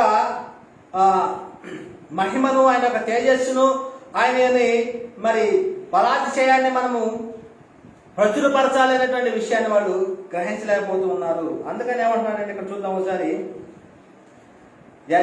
ఎలా పిలువబడ్డారో చెప్తూ ఉన్నాడు. తెస్సలోనికీయులకు రాసినటువంటి 2వ పత్రిక 2వ అధ్యాయము 13 నుంచి 15 వచనాల్లో, ప్రభువు వలన ప్రేమింపబడిన సహోదరులారా, ఆత్మ మిమ్మును పరిశుద్ధపరచుట వలనను మీరు సత్యమును నమ్ముట వలనను రక్షణ పొందుటకు దేవుడు ఆది నుండి మిమ్మును ప్రథమ ఫలముగా ఏర్పరచుకొనెను గనుక మేము మిమ్మును బట్టి ఎల్లప్పుడూ దేవునికి కృతజ్ఞతాస్తుతులు చెల్లింపబద్ధులమై ఉన్నాము అంటున్నాడు. అంటే ఎలాగా పిలువబడి ఉన్నారు అంటే క్రింద చెప్తున్నాడు, మీరు ఇలాగున రక్షింపబడి మన ప్రభు అయిన యేసుక్రీస్తు యొక్క మహిమను పొందవలని ఆయన మా సువార్త వలన మిమ్మును పిలిచెను. అంటే పిలుపు అనేటువంటిది సంఘములోనికి, క్రీస్తుని శిరస్సుగా కలిగిన సంఘంలోనికి చేర్చబడటము, అది పిలుపు. ఏ పిలుపు అంటే సువార్త వలన పిలిచెను అంటున్నాడు. మరి ఏమంటాడు? కాబట్టి సహోదరులారా అంటున్నాడు ఇక్కడ. మళ్ళీ నిలకడగా ఉండి మా నోటి మాటల వలనను మా పత్రిక వలనను మీకు బోధింపబడిన విధులను చేపట్టుడి. ఇది స్పష్టంగా మనము గుర్తెరగాలి. దీనిని మనం అనుసరించాలి. దీనిని మనము గైకొనాలి. ఏమంటున్నాడు? సంఘంలోనికి ఎలా పిలువబడ్డామంటున్నాడు? సువార్తలను మనం పిలువబడ్డాము. ఆది నుండి ఏర్పరచుకున్నాడు కాబట్టి, ఆ సువార్తకు విధేయత చూపించున్నాం కాబట్టి, ఆ సువార్తకు లోబడి ఆత్మ గురించి వాగ్దానాలు పొందుకొని ఉన్నాము, జీవమును పొందుకొని ఉన్నాము. ఆ పొందుకున్నటువంటి జీవమును మనం పోగొట్టుకోకుండా ఉండాలి అంటే ఎలా ఉండాలన్నాడు? నిలకడగా ఉండి మా నోటి మాట వలనను. ఎవరైతే అపోస్తులుగా ఉండి సువార్తను ప్రకటించి ఉన్నారో వారి నోటి నుంచి ఏ మాటలు అయితే వెలువడి ఉన్నాయో ఆ మాటల వలనను, అదేవిధంగా అపోస్తులు రాసినటువంటి పత్రికల వలనను మీకు బోధింపబడిన విధులను చేపట్టుడి. ఇది ప్రాథమికమైనటువంటి ఆజ్ఞగా మనం అనుసరించినట్లయితే ఇప్పుడు ఉన్నటువంటి పరిస్థితులలో ఈ 40 దినాలు శ్రమ దినాలని అనేకమైనటువంటి సంఘాల్లో మరి ఆచరిస్తూ ఉన్నారు. పౌలు గారు ఏం చెప్తున్నాడు? మరి ఈ మాటలు మీకు బైబిల్లో కనిపించడం లేదా? పౌలు గారు లేకపోతే అపోస్తులు మరి చెప్పినటువంటి మాటలు మీరు ఎందుకని గ్రహించలేకపోతూ ఉన్నారు? సంఘాలకు ఎందుకని ఇటువంటి వాటిని ప్రకటించలేకపోతూ ఉన్నారు? అయితే మీరు అపవాది సంబంధులై ఉన్నారా? సాతాను వేషం ధరించుకొని మరి గొర్రెల్లాగా మీరు సంఘంలో ప్రవేశించి ఉన్నారా? ఒకసారి ఆలోచించుకోండి, మిమ్మల్ని మీరు పరీక్షించుకోండి. ఇది వ్యక్తిగతంగా ఎవరిని ఉద్దేశించి చెప్పడం లేదు. ప్రతి ఒక్కరూ కూడా రక్షణలోకి ఉండాలనేటువంటి క్రీస్తు ప్రేమను బట్టి మిమ్మల్ని బతిమలాడుకుంటున్నాం. ఇది మీకు కఠినంగా ఉండొచ్చు, ఈ మాటలు చాలా బాధ పెట్టి ఉండొచ్చు, కానీ అపోస్తులు చెప్పలేదు కదా, వాటిని మీరు అనుసరించండి అని చెప్తూ ఉన్నారు కదా. మరి ఎందుకని వారు చెప్పినవి చేయకుండా చెప్పడం ఎందుకు చేస్తూ ఉన్నారు? చూద్దాం. ఏమంటున్నాడు? నిలకడగా ఉండి మా నోటి వలనను, మేమేదైతే మా నోటి ద్వారాగా ఏదైతే ప్రకటించి ఉన్నామో, అదేవిధంగా మా పత్రికల్లో ఏదైతే రాసి ఉంచామో, సంఘాలకు పత్రికలు రాసి ఉంచామో, మీకు బోధింపబడిన విధులను చేపట్టండి. మరి ఇది ఉంటే, ఒకవేళ ఈ శ్రమ దినాలు లేకపోతే ఉపవాస దినాలు ఈ 40 రోజులు అనేటువంటి కనుక ఉంటే, అపోస్తులు కనుక చెప్పి ఉంటే చేయండి. మరి చెప్పని వాడి కోసం ఎందుకు ప్రాకులాడుతూ ఉంటారు? అందుకని అంటున్నాడు, ప్రభువా ప్రభువా అని పిలిచి ప్రతివాడు కూడా పరలోక రాజ్యంలో ప్రవేశింపడగా నా తండ్రి చిత్తం జరిగించేవాడే పరలోక రాజ్యంలో ప్రవేశిస్తాడు. కాబట్టి ఎటువైపు ఉన్నారు? జీవనం కోసం సంఘంలో చేర్చబడి ఉన్నారా? జీవమును పోగొట్టుకోకుండా ఉండడం కోసం సంఘంలో చేర్చబడి ఉన్నారు. కాబట్టి ఆలోచించుకోవాల్సినటువంటి అవసరం ఎంతైనా ఉంది. మరి అదే విధంగా ఇంకోసారి చెప్తున్నాడు,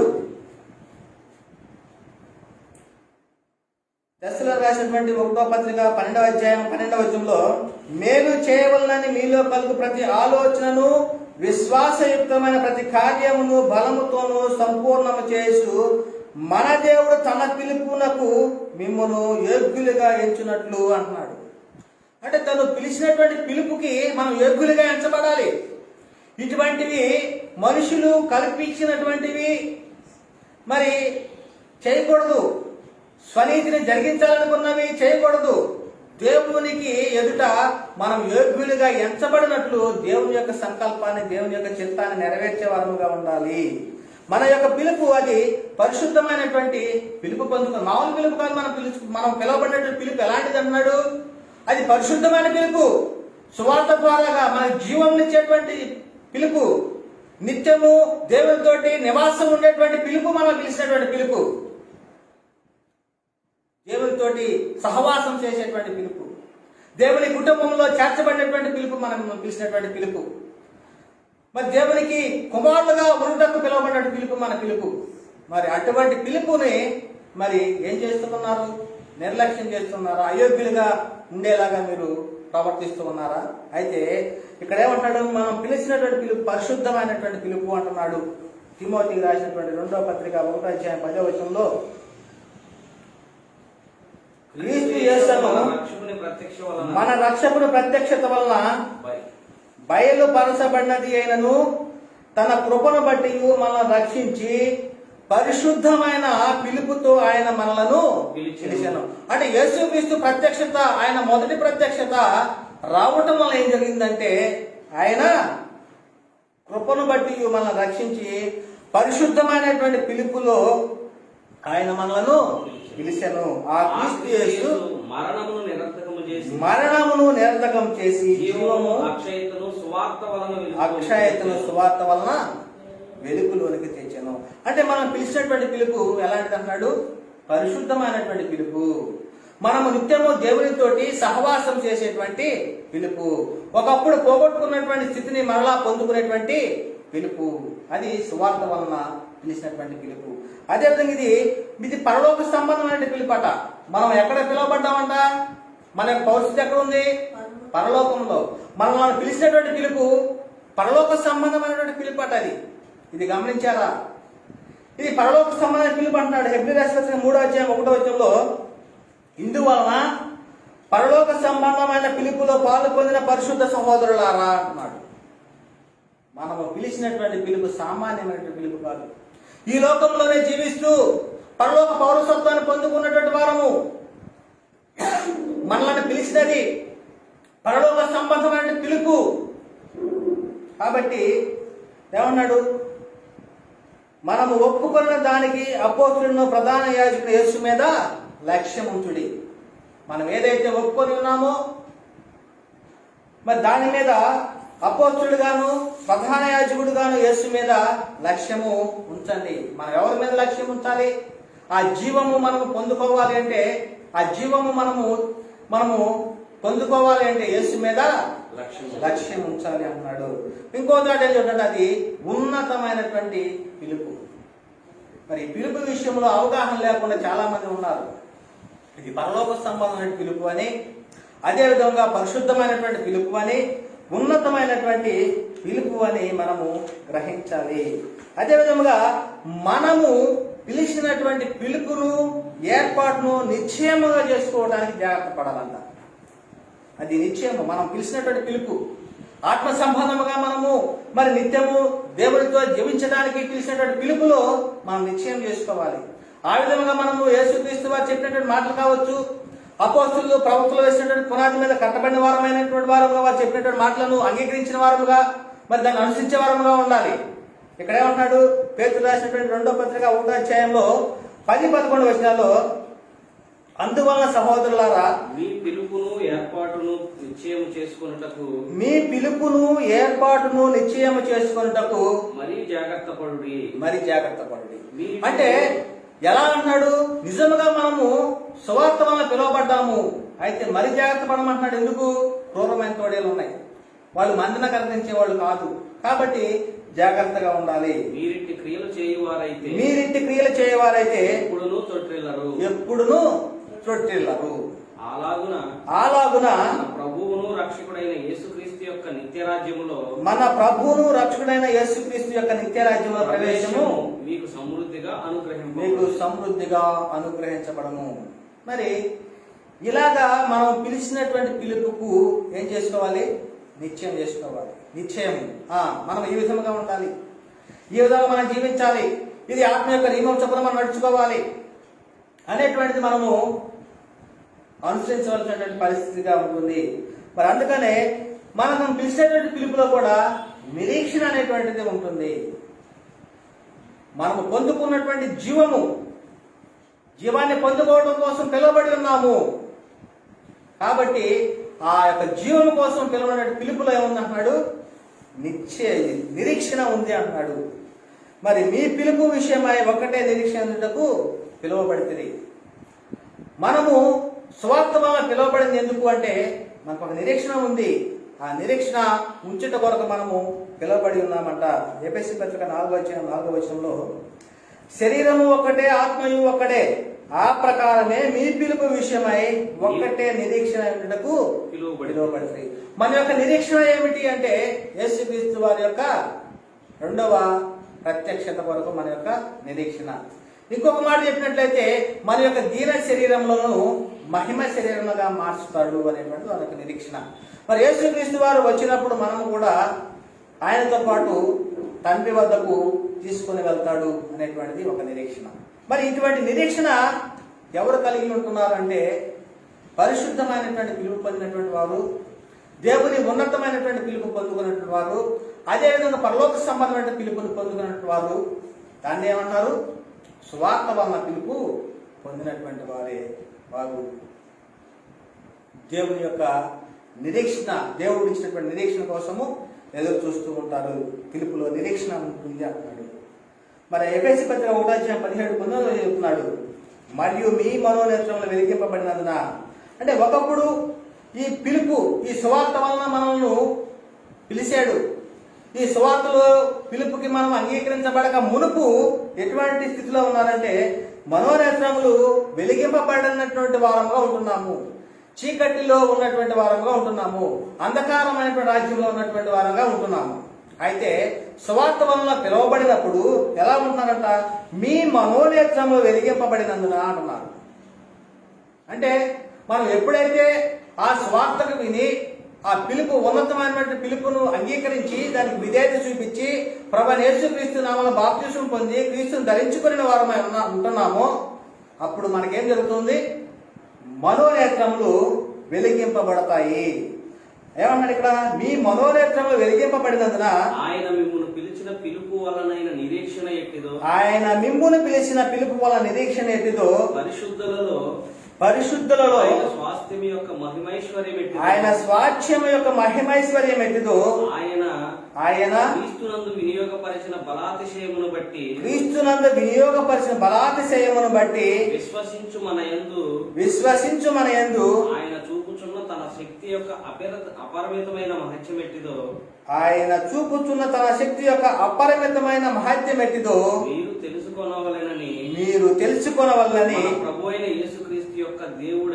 మన ప్రభువైన యేసుక్రీస్తు యొక్క దేవుడైన మహిమా స్వరూపి యొక్క తండ్రి తన్ను తెలుసుకొనుట యందు మీకు జ్ఞానమును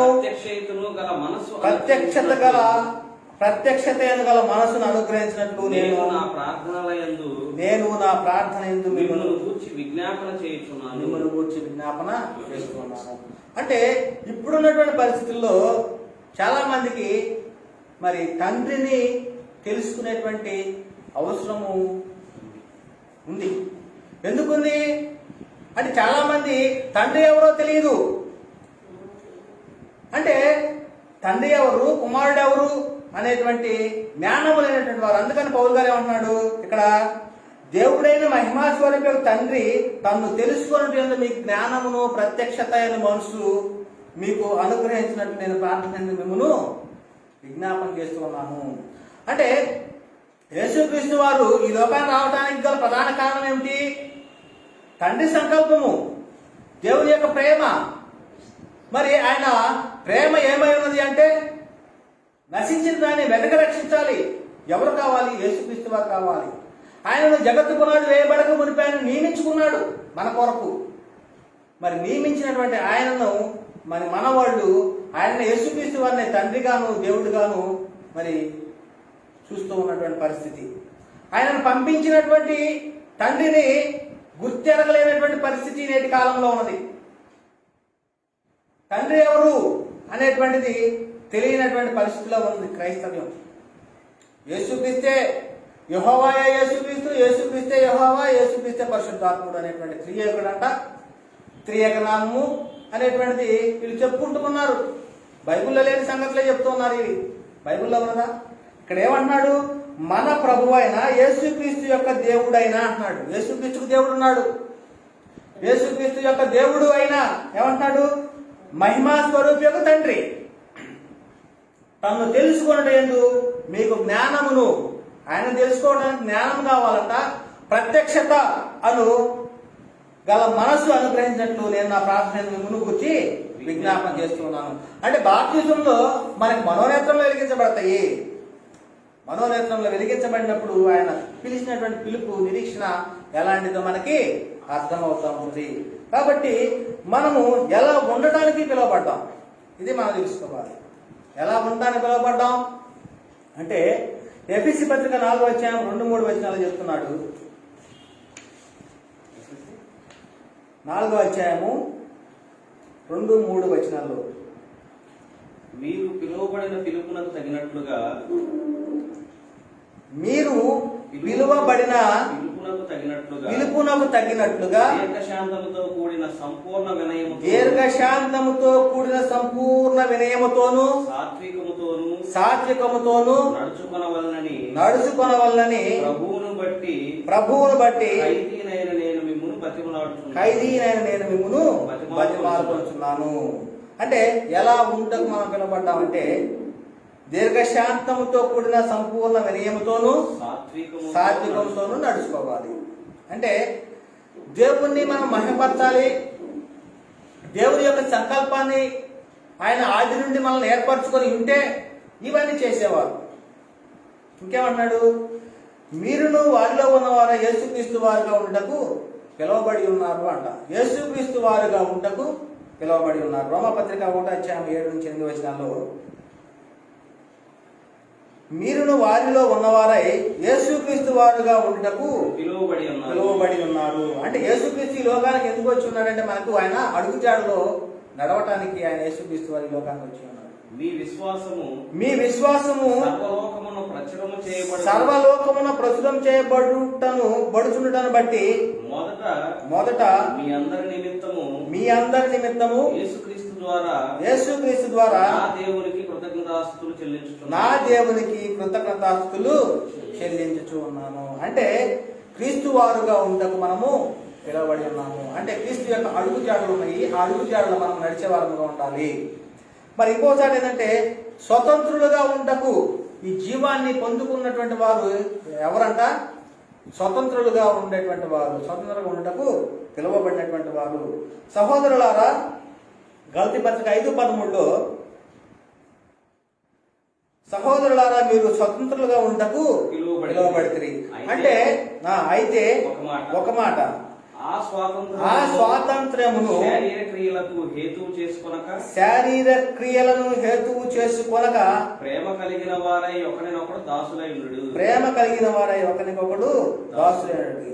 అంటే స్వతంత్రులుగా ఉండటకు పిలువబడి ఉన్నాము. అయితే శారీరక క్రియలను శరీర క్రియలను హేతువు చేసుకొనక అంటున్నాడు. అంటే ఈ విధముగా మనం ఆత్మ సంబంధమైనటువంటి వాటి కోసమే మనము హేతువు చేసుకొని మన యొక్క నిరీక్షణ, ఆయన యొక్క పిలుపు వలన నిరీక్షణ అన్ని కూడా తెలుసుకోవాలి. ఇంకొక మాట ఏమన్నాడు?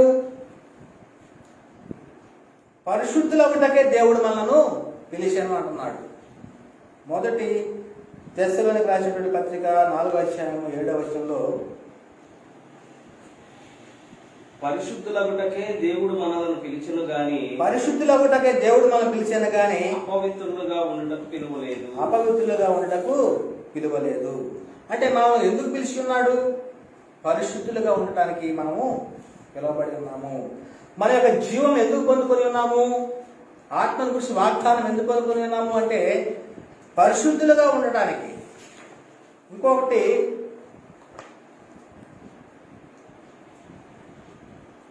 మొదటి తెస్సలోనికి రాసిన పత్రిక 5వ అధ్యాయము 23-24 వచనాల్లో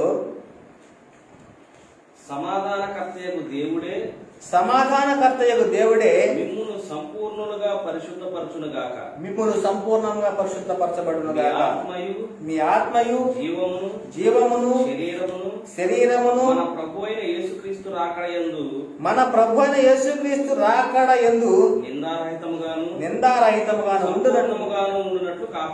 సంపూర్ణముగా ఉండునట్లు కాపాడునుగాక. మిమ్మల్ని పిలిచిన వాడు నమ్మకమైన వాడు గనక అలాగ చేయము. అంటే ఏ విధముగా ఉండాలంటే నిందారహితముగా ఉండాలి. సంపూర్ణంగా ఉన్నట్లు ఎవరు చేస్తారంటున్నాడు? దేవుడే సంపూర్ణంగా ఉన్నట్లు కాపాడుగాక. మిమ్మల్ని పిలిచిన వాడు నమ్మకమైన వాడు కనుక అలాగూ చేయము. చాలా విషయాల్లో మనము దేవుడి యొక్క ఉన్నతమైన పిలుపును పిలిచిన వారంగా ఉంటూ మనం ఈ విధంగా జీవించవలసిన అవసరము ఎంతైనా ఉంది. అందుకని ఏమంటున్నాడంటే క్రీస్తు మన కొరకు అడుగు జాడలను నడుచుకున్నట్లు మనకు మాదిరిగా ఉంచిపోయాడు అంట. మనం ఏ విధంగా జీవించాలన్నాడు అంటే ఇందుకు మీరు పిలువబడితే, మొదటి పేతురు 2వ అధ్యాయం 20వ వచనంలో ఇందుకు మీరు పిలువబడితే క్రీస్తు కూడా మీ కొరకు బాధపడి మీరు తన అడుగు జాడలను నడుచుకున్నట్లు మీకు మాదిరి ఉంచిపోయాను. ఈ లోకంలో ఉన్నటువంటి ఆచారాలు, సాంప్రదాయాలు లేకపోతే మనుషులు కల్పించినటువంటి పద్ధతులు అనుసరించడం కాదు, కానీ ప్రభువైన యేసుక్రీస్తు వారు మరి ఏ విధంగా శ్రమపడి ఉన్నాడో, ఏ విధంగా బాధపడి ఉన్నాడో, మరి ఆ విధమైనటువంటి ఆ అడుగు జాడలను నడుచుకున్నట్లు మీకు మాదిరిగా ఉంచిపోయాడు. ఆ మాదిరిగా మనము కూడా జీవించాలి. ఆ మాదిరిగా జీవించిన వారమే దేవునితోటి నిత్యమైనటువంటి సహవాసం చేయవారుగా ఉంటాము అనేటువంటిది స్పష్టంగా అర్థమవుతుంది. అందుకనే అక్కడ చెబుతున్నాడు, తిమోతికి రాసిన మొదటి పత్రికలో చెప్తున్నాడు 6వ అధ్యాయం 18-19 వచనంలో వారు వాస్తవమైనటువంటి జీవమును సంపాదించుకునే నిమిత్తం అంటున్నాడు. వాస్తవమైనటువంటి జీవం అంటున్నాడు, జీవనము కాదు ఇది. జీవము సంపాదించుకోను నిమిత్తము రాబోవు కాలమునకు అనగా యేసుక్రీస్తు 2వ రాకడ. రాబోవు కాలం అంటే ఈ లోకంలో మనం జీవించినంత కాలము జీవించవచ్చు, మరి శరీర రీతిగా మరణించి ఉండవచ్చు. కానీ రాబోవు కాలం అంటే యేసుక్రీస్తు 2వ రాకడ కాలంలో ఏమన్నాడు? మంచి పునాది తమ కొరకు వేసుకొనుచు మేలు చేయువారును సక్రియలను ధనము గలవారును ఔదార్యము గలవారును తమ ధనములలో ఇతరులకు పాలించువారు ఉండవాలని వారికి ఆజ్ఞాపించుము. మరి కాబట్టి ఈ విధముగా వాస్తవమైనటువంటి జీవం అంటే నిత్యమైనటువంటి జీవము, నిత్య జీవము సంపాదించుకోవాలంటే మరి ఏమన్నాడు? రాబో కాలంలో మంచి పునాది తమ వరకు వేసుకొనుచు మేలు చేయవారును. మేలు చేయటం అంటే ఏంటి అంటే దేవుని యొక్క సంకల్పాన్ని నెరవేర్చటం. మేలు అంటే కొందరు మేలు పునరుత్థానం, కీడు చేసిన వాడు కీడు పునరుత్థానానికి అంటున్నాడు. అంటే మేలు చేసిన వారు జీవ పునరుద్ధానానికి, కీడు చేసిన వారు తీర్పు పునరుద్ధానానికి. అంటే మేలు అంటే ఏమిటి అంటే ఇక్కడ ఉన్నటువంటి ఆత్మ సంబంధంగా మనం తెలుసుకున్న విషయం ఏంటంటే అనేక మందిని రక్షణలోనికి నడిపించడం. ఇది మేలు చేయటం అంటే నేను రక్షింపబడి ఉన్నాను, అదే విధంగా అనేక మంది సహోదరులను రక్షణలోకి తీసుకొని రావాలి. ఇది మేలు చేసేటువంటిది అని లేఖనాలు స్పష్టంగా అర్థమవుతాయి. అంటే సత్క్రియలు అను ధనము గలవారును ఔదార్యము గలవారును తమ ధనములో ఇతరులకు పాలించేవారు ఉండవాలని. అంటే తమ ధనం అంటే ఈ లోకంలో ఉన్నటువంటి ఆస్తిపాస్తుల విషయం అయితే కాదు, కానీ ఏమన్నాడు ఇక్కడ, మేము ఏమీ లేని వారమైనను అనేకులకు ఐశ్వర్యమును పంచుతూ ఉన్నామని పౌలు గారు అంటున్నాడు. అంటే మేము దరిద్రులమైనటువంటి, అంటే ఈ లోకపరంగా దరిద్రులముగా కనబడుతూ ఉన్నా కానీ అనేకులకు ఐశ్వర్యాన్ని పంచుతూ ఉన్నారు. అంటే ఏమిటి, రక్షణను నడిపిస్తూ ఉన్నారు, రక్షణ వాక్యాన్ని ప్రకటిస్తూ ఉన్నారు. అనేక మందికి తమ యొక్క ధన నిధిలో నుండి వారికి ధనాన్ని పంచుతూ ఉన్నారు. ఇది మనం అర్థం చేసుకోవాల్సిన విషయం. తన ధనములలో ఇతరులకు పాలించువారిని ఉండవాలని వారికి ఆజ్ఞాపించుము. మరి అదేవిధంగా ఇంకా చాలా విషయాలు ఉన్నాయి, వచ్చేవారని చెప్పుకుందాం. పిలవబడిన వారికి క్రీస్తు దేవుని శక్తియు దేవుని జ్ఞానమునై ఉన్నాడట. ఈ రోజుల్లో క్రీస్తుని గురించి చెప్పమంటే చెప్పేటువంటి పరిస్థితి లేదు క్రైస్తవుడికి. దేవుని గురించి చెప్పమంటే చెప్పేటువంటి పరిస్థితి లేదు దేవుని గురించి. అపోస్తుల గురించి ప్రకటించమంటే చెప్పమంటే చెప్పేటువంటి పరిస్థితి లేదు. సంఘము గురించి చెప్పమంటే చెప్పేటువంటి పరిస్థితి లేదు. దేవుని రాజ్యం గురించి చెప్పమని అడిగితే చెప్పేటువంటి పరిస్థితి లేదు. మరి ఈ విధంగా సంఘములో మరి ఎందుకు వస్తున్నారో ఎందుకు వెళ్తున్నారో ఇంకేం చెప్తున్నారో తెలియనటువంటి పరిస్థితి సంఘాల్లో ఉంది. ఇక్కడేమంటున్నాడు, పిలువబడిన వారికి క్రీస్తు దేవుని శక్తియు దేవుని జ్ఞానమునై ఉన్నాడట. ఎవరైతే దేవుని చేత పిలువబడి సువార్త ద్వారా పిలువబడి ఉంటారో వారికి ఏమైనాడంటే క్రీస్తు దేవుని శక్తియు దేవుని జ్ఞానమునై ఉన్నాడు. అంటే క్రైస్తవుడు అంటే క్రీస్తు విషయంలో సంపూర్ణమైనటువంటి జ్ఞానాన్ని కలిగి ఉన్నటువంటి వాడు అని అర్థం చేసుకోవాలి. అందుకనే అన్నాడు, ఆయన యూదులకు ఆటంకముగాను అన్యజనులకు వెరితనముగాను ఉన్నాడు గాని యూదులకే గాని గ్రీసు దేశస్థులకే గాని పిలువబడిన వారికి క్రీస్తు దేవుని శక్తియును దేవుని జ్ఞానమునై ఉన్నాడు. అంటే సంఘంలో చేర్చబడిన తర్వాత మనము ప్రతి విషయాన్ని కూడా మనము నేర్చుకోవాలి. ప్రతి దానిలో కూడా మనము దేవుని యొక్క జ్ఞానాన్ని సంపూర్ణంగా గ్రహించుకోవాలి. ఈ సంపూర్ణమైనటువంటి, అందుకని పౌలు గారు ఏం చెప్తున్నాడు, దేవుని సంకల్పం అంతా కూడా మీకు దాచకుండా అన్నాడు, మొత్తం సమస్తాన్ని కూడా మీకు తెలియపరిచి ఉన్నాను అంటున్నాడు. అంటే దేవుని సంకల్పాన్ని సంపూర్ణంగా మనం కూడా తెలుసుకునేటువంటి వారంగా ఉండాలి. కాబట్టి మనం సంఘములోనికి ఎందుకు చేర్చబడి ఉన్నాము అంటే జీవము కొరక, లేకపోతే ఈ లోకంలో జీవించడం కొరకు, జీవనం కొరక అనంటే మనం సంఘంలో చేర్చబడింది జీవం కొరకే. నిత్యమైనటువంటి జీవము, నిత్య జీవము, దేవుడు ఇచ్చిన వాగ్దానానికి వారసులు అగుట కొరకే మనము పిలవబడి ఉన్నామని చెప్పేసిన విషయాన్ని మరి గమనించగలరు. కాబట్టి ఈ చెప్పబడినటువంటి విషయము చివరిగా ఒక వచనాన్ని చెప్పి ముగించుకుందాం. ఎందుకంటే పిలువబడిన వారు అనేకులు, ఏర్పరచబడిన వారు కొందరే అన్నట్టుగా మరి ఇక్కడ ఏం చెబుతున్నాడు, పేతురు రాసిన 2వ పత్రిక 1వ పత్రిక 2వ అధ్యాయం 9వ వచనంలో ఎందుకు పిలువబడి ఉన్నారు అంటే, అయితే మీరు చీకటిలో నుండి ఆశ్చర్యకరమైన తన వెలుగులోనికి మిమ్మును పిలిచిన వాని గుణాతిశయములను ప్రచురము చేయ నిమిత్తము ఏర్పరచబడిన వంశమును, రాజులైన యాజక సమూహమును, పరిశుద్ధ జనమును, దేవుని సొత్తైన ప్రజలనై ఉన్నారు. ఎవరంట పిలువబడిన వారు? ఇక్కడ ఏర్పరచబడిన వారు ఎవరు? చీకటిలో నుండి ఆశ్చర్యకరమైన తన వెలుగులో మిమ్మల్ని పిలిచిన వారి గుణాతిశయములను ప్రచురం చేసేటువంటి వారు, ప్రచురం చేయ నిమిత్తము ఏర్పరచబడిన వంశమును, రాజులైన యాజక సమూహమును, పరిశుద్ధ జనమును, దేవుని సొత్తైన ప్రజలము. అంటే ఎప్పుడైతే అపోస్తుల ద్వారాగా ప్రారంభంలో మరి పరలోక రాజ్యం యొక్క తాళపు చెవి పేతురు ద్వారాగా సువార్త ప్రకటింపబడి ఉన్నదో ఆ రోజున 3,000 మంది సంఘములను చేర్చబడి ఉన్నారు. వారు ఏ స్థితిలో ఉన్నటువంటి వారు? చీకటిలో ఉన్నటువంటి వారు. జీవించున్న పేరు మాత్రం ఉన్నది కానీ మృతులై ఉన్నటువంటి వారు, ధర్మశాస్త్రానికి లోబడి జీవిస్తూ ఉన్నటువంటి వారు. మరి ఆ స్థితిలో మరి అపోస్తుల ద్వారా ప్రకటింపబడినటువంటి సువార్త ద్వారాగా మరి పరలోక రాజ్యం యొక్క తాళపు చెవులు తెరవబడి మరి యేసుక్రీస్తు నామంలో బాప్తిసం పొంది 3,000 మంది చేర్చబడి ఉన్నారు. ఆ పిలుపుకు మనము కూడా తగినట్టుగా మనము కూడా పిలువబడి ఉన్నాము.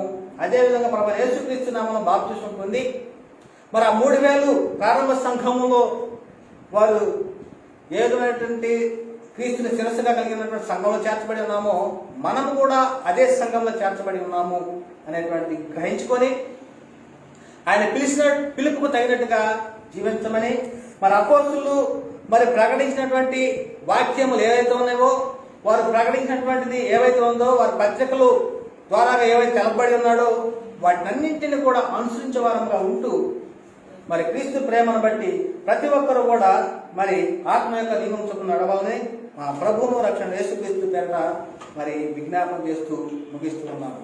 చెప్పబడినటువంటి ఈ వాక్యము దేవుడు దీవించి ఆశీర్వదించుగాక. అందరికీ వందనములు. దేవునికి స్తోత్రములు.